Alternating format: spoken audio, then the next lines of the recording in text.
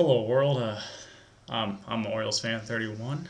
For those of you who don't know, I'm just gonna throw out a shout out to Miss Ashley. She is the one who pretty much kind of pushed me in this direction to decide to make this video tonight. Watching her videos and just talking to her, she kind of pushed me in this way. I'm just gonna try to get a few things off my chest. Things that have been building up. Presidential elections coming around the corner. I see that the American people today really don't understand the whole political process and why they should vote for a certain person. They kind of decide they want to be part of a party, and they really don't do their own research. They don't do this, that, or the other thing. They just kind of say, I'm part of this party, and this is the reason I'm going to vote for this person is because he's in my party, or she's in my party, or whatever. I want to start. Obviously the Democrats have Barack Obama. He's coming back. He's very strong candidate, very strong candidate, very good candidate. He's done a lot for this country, good or bad, no matter how you depend on see it. I'm not going to get into that. We're going to talk about the GOP nomination with the four candidates that are still left in it, which is Ron Paul, Rick Santorum, Mitt Romney, Newt Gingrich, the four people in the order of who I'd like to see become the GOP nomination. With the GOP nomination, if you are a registered Republican or you decide whatever, you need to get out there and vote. Please, please, please, whatever you do, get out there and vote. It is your right. It is your time. This is your only chance to get a voice out there to vote, because as soon as you vote this person in or whatever, this is your voice going out there to the world saying, hey, this is who America chose. This is who we believe can run this country.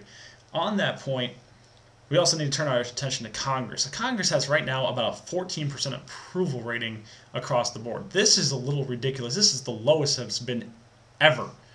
14% across the board of approval rating. The best way to change this is to kick everybody out of Congress. Get brand new people in there, people who are going to start setting term limits, because you cannot have these 20-plus year senators and congressmen in there who are going to be doing the same things over and over and over again. We need to start getting newer people in there, new ideas in there, start plummeting it out. These old ideas. Old ideas do not grow the economy, do not grow things. But that's your job, America. Your job is to create a world in an America better for you and your children and your children's children and your great-grandchildren, and it keeps going and going. I'm going to move on from Congress back to the GOP and back to the point of debates. I've been watching a few debates lately, going back and rewatching things, and I just realized how really pointless they are, because some of the questions they ask these candidates are ridiculous. Back in the Florida debate, they talked about building a colony on the moon. Right now, we have no right to be thinking about building a colony on the moon when we have the Middle East and a lot of Americans in there who are risking their lives. That is going completely insane right now. We need to get our own affairs in order before we can even think about expanding anywhere. Our own affairs are kicking us in the butt right now, especially our economy. I'll move on to that. I'll move on to the economy later, but right now, the debates are just ridiculous to begin with. First off, they put two people in the center, mostly Newt Gingrich and Mitt Romney, but hopefully now Santorum can get his shot in the center, and Ron Paul's had his, and people taking shots. But those two people in the center are mostly the center focus point. If you're truly an American personality and you really are passionate about this stuff, you need to get yourself out there and do your own research, because if you watch these debates, you realize that about 75% of the time is spent between the two people in the middle. The two people on the outside barely get to say a word, so you really don't understand their points of views. You don't really get to see them. It's harder to choose. And a big portion of that is the media. The media just needs to get out of everything. You are the media. You have the freedom of press. You are supposed to portray the news as it is, not how you want to see it. I'm going to give you a good example. Back when everybody was in, I'm talking about Michelle Bachmann, Rick Perry, Joe Huntsman, Herman Cain, all these people were in, and people were debating, trying to get their votes, starting to get things out. There was one point Ron Paul only had 97 seconds, 97, 98 seconds to speak in an hour and a half debate. An hour and a half debate, and Ron Paul gets 98 seconds of an hour and a half. While the majority of the other candidates got up to 5 to 10 minutes, and some of them even got 20 minutes to speak. This is a little ridiculous. And when somebody asks a question to a certain Ron Paul or Rick Santorum, and they don't get the answer they're expecting, they like to cut them off. They don't like to have people interfere with what's going on in their nation, their candidate that they want to see, like Fox News wants Mitt Romney, CNN, a Newt Gingrich, MSNBC, a Newt Gingrich. You keep going. You'll see, if you watch the debates, you'll see what candidate they kind of pull for.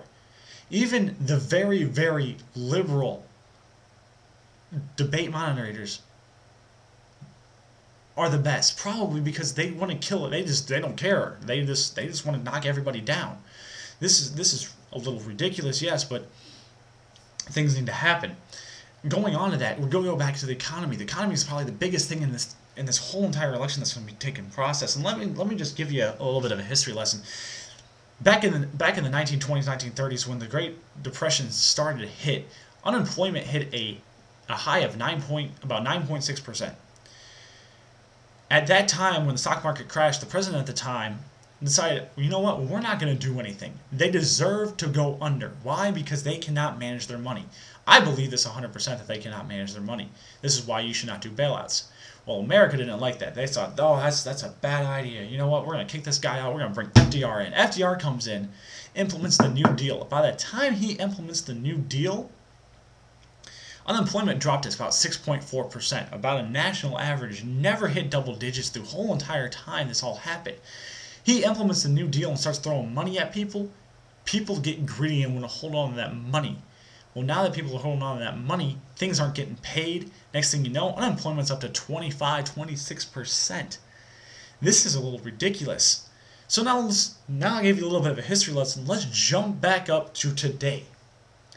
Barack Obama takes office, stock market crashes, does a mini crash again. Next thing you know, time for economic stimulus. GM becomes Government Motors. A lot of these companies that are getting money thrown at them still end up shutting down, paying their CEOs billions of dollars to leave the company. This is ridiculous. This is your money, my money, coming out and paying these CEOs $8.3 billion, $833 million, whatever you want to see it as, to retire. This is no bueno in my book. This is no good. It's become to the point where, why do we even decide to pay taxes anymore if we know our money's going to no good of use?